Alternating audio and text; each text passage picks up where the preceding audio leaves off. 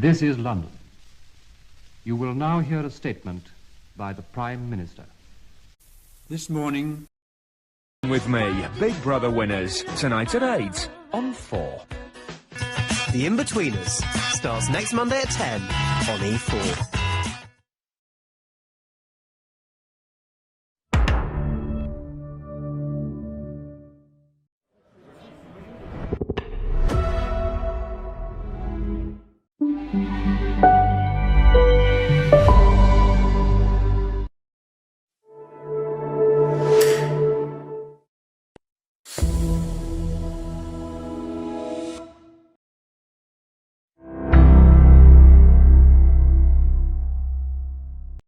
TV is the forefront of our society. It's a lifestyle, something we and other people can enjoy.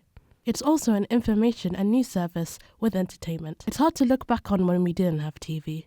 We all come across our favourite programmes that we enjoyed. Although there are some drawbacks such as missing/waiting for a specific programme and the absurd price of pay TV providers back in the 2010s, such as Sky. But now there's a new contender in the business that are here to bring down traditional TV. In this documentary, we'll be answering the question, is TV a dying medium?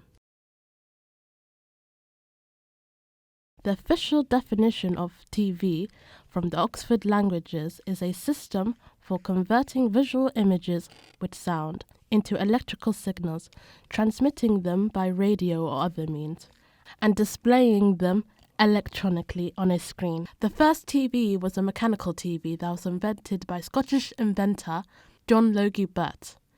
It was introduced in the mid-1920s. The first television sets were only affordable to the wealthy and cost £2,000, which is equivalent to $23,000 today. The public did not really care about it because TV was seen as a niche. They were much more content with the radio. However, TV started to get more popular in the 1950s, which was dubbed the Golden Age of television. John Logie Baird then started to experiment with the first television broadcast for the BBC from its studio in Long Acre, Covent Garden.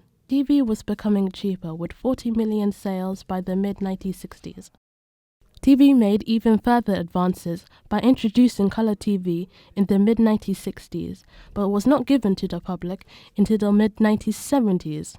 Now, 26.8 million households own a TV. In the mid-1970s, the VHS was released to the public, and it allowed you to record TV when you wanted to see it. Then on the 29th of April 1990, satellite television came to the UK, 1962 in the USA, which means you can watch 100 channels whenever you want. The official definition of streaming services from Cambridge Dictionary is a service that sends video, music, etc. over the internet so people can watch or listen to it immediately rather than having to download it, or rather than having to watch or listen to it at a particular time when something's broadcast. Streaming services are the most popular form of TV rather than traditional TV. By 2020, nearly 25% of homes in the country would have cancelled their paid TV provider. Now the streaming service, Netflix, has the most subscribers with 67 million. Netflix was founded on August 29, 1997 by CEO Reed Hastings and Mark Randolph. Initially, Netflix was a video rental company. They had the idea to deliver rented films online with a subscription with no late fees. In 2007, Netflix began to stream videos online and ditch its postal services. Now subscribers can watch all the films they want in the comfort of their own homes. There were some disadvantages of this new format, mainly because streaming video online was a novelty and the internet back then was incredibly slow. Also, there was an issue with too much content on their services. Another form of entertainment was growing with YouTube. It's an online video sharing service that was created in 2005. Initially, YouTube was only available on computers. This type of technology did change TV. Everyone can feel the intense growth of streaming services. It will continue to grow even more due to further advances in technology, such as smartphones/tablets for on-the-go. Cellular data from 2G to 5G and Wi-Fi is getting better. Streaming services will continue to grow. However, TV won't become obsolete. The reason why people are deciding to leave traditional TV is because of its expensive price by TV providers. It's overloaded with advertisements and you can't watch anything you want when you want. Streaming services are much more cheaper to install. In conclusion, I believe traditional TV cannot stand the test of time. There are many issues to discuss, such as the cost and installation, dishes. Streaming services are now facing this problem as the streaming giant Netflix is increasing the subscription price and losing thousands of subscribers globally, and expects to lose a further 2 million over the next 3 months. TV is being transformed in many ways, such as smart TV, where you can access streaming services and social media. I barely watch TV. When I do watch TV, I can binge sometimes. So I definitely say a whole day, like for binging moments, but I barely watch TV. How long do you watch TV for? On a daily basis, I probably watch between 2 and 4 hours. Not that long. Only if I'm watching like a movie with my family, so like an hour, I'll say.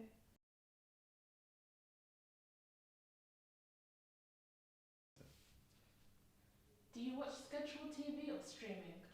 I mainly watch streaming now, with like Netflix, Rakuten. Do you watch scheduled TV or streaming? Both.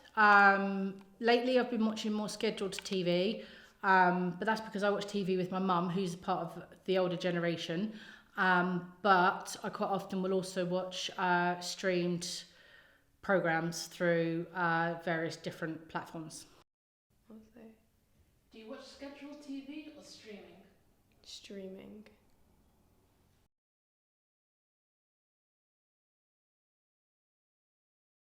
If you watch scheduled TV, what programs do you watch? If I were to watch scheduled TV, I would more likely watch stuff like Nickelodeon, Cartoon Network, sometimes Disney. If you watch scheduled TV, what programs do you watch? So on scheduled TV, I watch programs like Richard Osman's House of Games, which is a game show. I quite like documentaries on the BBC, such as Blue Planet, those kind of things. And I will watch at certain times of the year programs like Strictly Come Dancing. If you watch scheduled TV, what programs do you watch? If I did watch scheduled TV, it would usually be like, the talent shows like Britain's Got Talent. But that's usually with my family.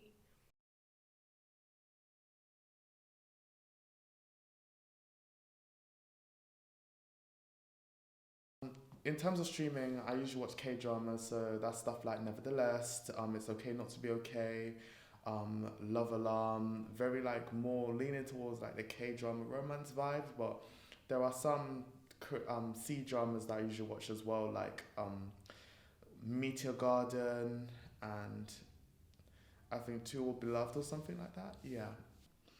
If you watch on streaming, what programs do you watch?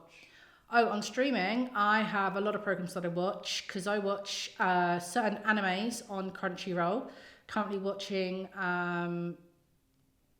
Ranking of Kings and Shield Hero. On streaming services, I watch things like Stranger Things, Lock and Key, and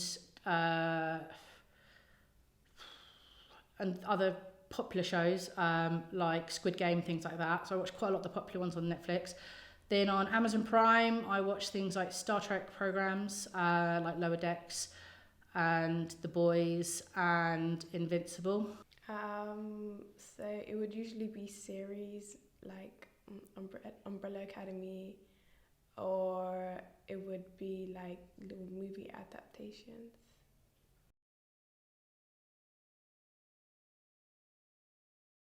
I feel like it's getting close. It was recently announced that BBC4 and CBBC will be officially shutting down forever. So I feel like there is a transition phase where people are leaning towards more streaming, because you can stream BBC iPlayer, YouTube, all of that within your TV already. So it's not really a point of having them scheduled on when you can literally just create an account and watch all what you. Do you think scheduled TV will die out? If so, why? I think if scheduled TV can keep up to date with current trends and with current fashions and what people are interested in watching, then no. But of course, it all depends on what they're putting their money into. Obviously, things like game shows, documentaries will obviously be better off on mainstream TV rather than streaming services. But a lot of series and films work a lot better on your streaming services. So I think mainstream TV will be around for a little while yet, and also mainly because there's still quite a large proportion of the older generation that will watch on the mainstream TV rather than streaming services. Do you think scheduled TV will die out? If so, why?